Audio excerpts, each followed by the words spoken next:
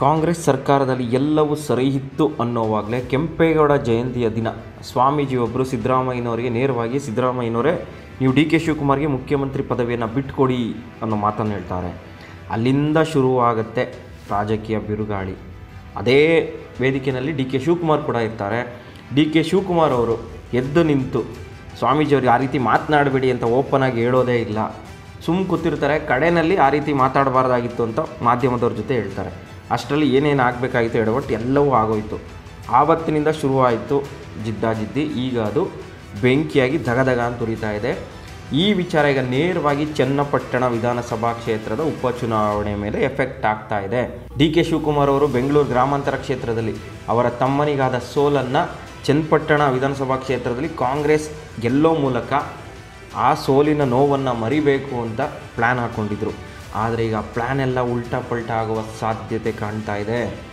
ಮೊದಲೇ ಚನ್ನಪಟ್ಟಣ ಕ್ಷೇತ್ರದಲ್ಲಿ ಕಾಂಗ್ರೆಸ್ ಅಷ್ಟಾಗಿ ಗಟ್ಟಿಯಾಗಿಲ್ಲ. ಅಲ್ಲೇನೇ ಇದ್ದರೂ ಕುಮಾರಸ್ವಾಮಿ ಮತ್ತು ಯೋಗೇಶ್ವರ್ ನಡುವೆ ಫೈಟ್ ನಡೀತಾ ಬಂದಿತ್ತು. ಅಲ್ಲಿ ನಾನು ಕಾಂಗ್ರೆಸ್ ವಿಜಯ ಪತಾಕೆಯನ್ನು ಆರಿಸ್ತೀನಿ ಅಂತ ಡಿ ಕೆ ಶಿವಕುಮಾರ್ ಅಂದ್ಕೊಂಡಿದ್ದರು. ಅವರಿಗೆ ಕಾಂಗ್ರೆಸ್ ವಿಜಯ ಪತಾಕೆ ಆರಿಸ್ಬೇಕು ಚನ್ನಪಟ್ಟಣದಲ್ಲಿ ಅಂದರೆ ಸಿದ್ದರಾಮಯ್ಯನವರ ಸಂಪೂರ್ಣ ಸಹಕಾರ ಬೇಕು. ಜೊತೆಗೆ ಸಿದ್ದರಾಮಯ್ಯನವರ ಹಿಂದೆ ಗಟ್ಟಿಯಾಗಿ ನಿಂತಿರುವ ಅಹಿಂದ ಸಮುದಾಯದ ಮತಗಳು ಬೇಕೇ ಬೇಕು. ಅವರಿಲ್ಲದೇ ಯಾವ ಕಾರಣಕ್ಕೂ ಚನ್ನಪಟ್ಟಣ ಆಗ್ಬೋದು ಅಥವಾ ಬೇರೆ ಕ್ಷೇತ್ರದಲ್ಲಿ ಅಷ್ಟು ಸುಲಭವಾಗಿ ಗೆಲ್ಲಕ್ಕಾಗಲ್ಲ.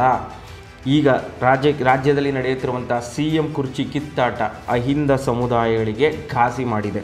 ಸಿದ್ದರಾಮಯ್ಯನವರ ಕುರ್ಚಿಗೆ ಕಂಟಕ ತರ್ತಾ ಇದ್ದಾರೆ ಅನ್ನೋದು ಈಗ ಅಹಿಂದ ವರ್ಗಗಳ ಮನಸ್ಸಿನಲ್ಲಿ ಕೂತ್ಬಿಟ್ಟಿದೆ. ಹೀಗಾಗಿ ಚನ್ನಪಟ್ಟಣ ವಿಧಾನಸಭಾ ಕ್ಷೇತ್ರದಲ್ಲಿ ಡಿ ಕೆ ಶಿವಕುಮಾರ್ ಅವರ ಫ್ಯಾಮಿಲಿಯಿಂದ ಯಾರೇ ಸ್ಪರ್ಧೆ ಮಾಡಿದ್ರು ಅಹಿಂದ ಮತದಾರರು ಕೂಡ ಓಟ್ ಹಾಕಲಿಕ್ಕೆ ಹಿಂದೆ ಮುಂದೆ ನೋಡುವಂಥ ಸ್ಥಿತಿ ಬಂದ್ಬಿಟ್ಟಿದೆ.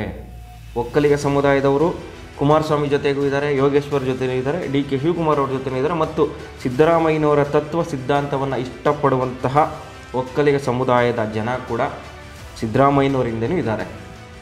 ಈಗ ಚನ್ನಪಟ್ಟಣ ವಿಧಾನಸಭಾ ಕ್ಷೇತ್ರದಲ್ಲಿ ಡಿ ಕೆ ಶಿವಕುಮಾರ್ ಅವರಿಗೆ ಕಂಟಕ ಶುರುವಾಗಿರೋದು.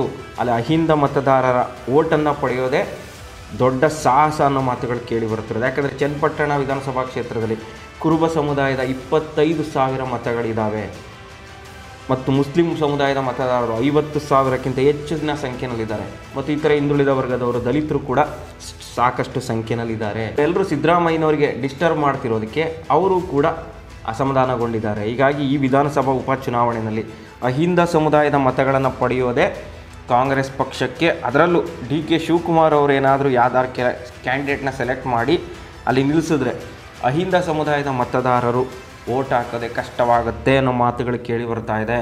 ಡಿ ಕೆ ಶಿವಕುಮಾರ್ ಸುಮ್ಮನೆ ಇಲ್ಲದೇ ಇರೋ ಎಡವಟ್ಟನ್ನು ಮಾಡಿಕೊಂಡ್ರಾ ಅನ್ನೋ ಚರ್ಚೆ ಶುರುವಾಗ್ತಾರೆ. ಯಾಕಂದರೆ ಅವತ್ತು ಆ ಕೆಂಪೇಗೌಡ ಜಯಂತಿ ಕಾರ್ಯಕ್ರಮದಲ್ಲಿ ಈ ಒಂದು ವಿಚಾರ ದೊಡ್ಡ ಮಟ್ಟದಲ್ಲಿ ಆಗದೇ ಇದ್ದಿದ್ದರೆ ಡಿ ಕೆ ಶಿವಕುಮಾರ್ ಅವ್ರ ವೇದಿಕೆ ಮೇಲೇ ಚಂದ್ರಶೇಖರನಾಥ ಸ್ವಾಮೀಜಿಯವರಿಗೆ ಆ ಥರ ಎಲ್ಲ ಮಾತಾಡಬೇಡಿ, ನಿಮ್ಮ ಮೇಲೆ ಗೌರವ ಇದೆ, ದಯವಿಟ್ಟು ನಾವೇ ನೋಡ್ಕೋತೀವಿ ನಮ್ಮ ಪಕ್ಷದ ಕೆಲಸವನ್ನು ಅಂತ ಹೇಳ್ಬಿಟ್ಟಿದ್ದಿದ್ರೆ ಖಂಡಿತವಾಗಿಯೂ ಡಿ ಕೆ ಶಿವಕುಮಾರ್ ಅಹಿಂದ ಸಮುದಾಯದಲ್ಲಿ ದೊಡ್ಡ ವ್ಯಕ್ತಿ ಆಗ್ಬಿಡೋರು. ಆದರೆ ಆ ಕೆಲಸವನ್ನು ಮಾಡಲಿಲ್ಲ. ಈಗ ಚನ್ನಪಟ್ಟಣ ವಿಧಾನಸಭಾ ಚುನಾವಣೆ ಬೇರೆ ನಡೀತಾ ಇದೆ. ಆ ಚುನಾವಣೆಯಲ್ಲಿ ತಾವೇ ನಿಂತ್ಕೋಬೇಕು ಅಂತಲೇ ಪ್ಲ್ಯಾನ್ ಮಾಡ್ಕೊಂಡಿದ್ರು. ಆದರೆ ಅವರು ನಾನು ಬೇಡ, ನನ್ನ ಮಗಳನ್ನಾದರೂ ನಿಲ್ಲಿಸೋಣ ಅಥವಾ ಕುಸುಮ ಹನುಮಂತರಾಯಪ್ಪನ ನಿಲ್ಲಿಸೋಣ ಅಥವಾ ರಮ್ಯಾ ಅವರನ್ನು ತಂದು ನಿಲ್ಲಿಸೋಣ ಅಂತೆಲ್ಲ ಪ್ಲ್ಯಾನ್ ಮಾಡ್ತಾಯಿದ್ದಾರೆ. ಅವ್ರು ಯಾರೇ ನಿಂತ್ಕೊಂಡ್ರು ಅದು ಡಿ ಕೆ ಶಿವಕುಮಾರ್ ಕ್ಯಾಂಡಿಡೇಟ್ ಅಂತಲೇ ಲೆಕ್ಕಕ್ಕೆ ಬಂದ್ಬಿಡುತ್ತೆ. ಸಿದ್ದರಾಮಯ್ಯನವರಿಂದ ಇರುವಂತಹ ಅಹಿಂದ ಸಮುದಾಯದವರು ಮತ್ತು ಎಲ್ಲ ಜಾತಿಯ ಬಡವರು ಡಿಸ್ಟರ್ಬ್ ಆದರೆ ಕಾಂಗ್ರೆಸ್ ಪಕ್ಷಕ್ಕೆ ಓಟ್ ಹಾಕೋದು ಕಷ್ಟ. ಆಗ ಡಿ ಕೆ ಶಿವಕುಮಾರ್ ಲೆಕ್ಕಾಚಾರವೆಲ್ಲ ತಲೆಕೆಳಗಾಗತ್ತೆ. ಡಿ ಕೆ ಶಿವಕುಮಾರ್ ಅವರು ಈ ವಿಚಾರದ ಬಗ್ಗೆ ಭಾಳ ಎಚ್ಚರಿಕೆಯಿಂದ ಹೆಜ್ಜೆ ಇಡಬೇಕು ಮತ್ತು ಸಿದ್ದರಾಮಯ್ಯನವ್ರ ಜೊತೆ ಚರ್ಚೆ ಮಾಡಿ ಕೂಲಂಕುಷವಾಗಿ ಚರ್ಚೆ ಮಾಡಿ ಯಾರು ಸೂಕ್ತ ಅಭ್ಯರ್ಥಿ ಆಗ್ತಾರೆ ಅಂತ ಒಮ್ಮತದ ಅಭ್ಯರ್ಥಿಯನ್ನು ಸ್ಪರ್ಧೆ ಮಾಡಿಸಿದ್ರೆ ಖಂಡಿತವಾಗಿಯೂ ಚನ್ನಪಟ್ಟಣ ಕ್ಷೇತ್ರದಲ್ಲಿ ಫೈಟ್ ಕೊಡಬಹುದು. ಇಲ್ಲದೇ ಇದ್ದರೆ ಕಾಂಗ್ರೆಸ್ಗೆ ಕಷ್ಟವಾಗುತ್ತೆ ಅನ್ನೋ ಮಾತು ಕೇಳಿ ಬರ್ತಾ ಇರೋದು ತುಂಬಾ ಚರ್ಚೆ ಹುಟ್ಟು ಹಾಕಿದೆ.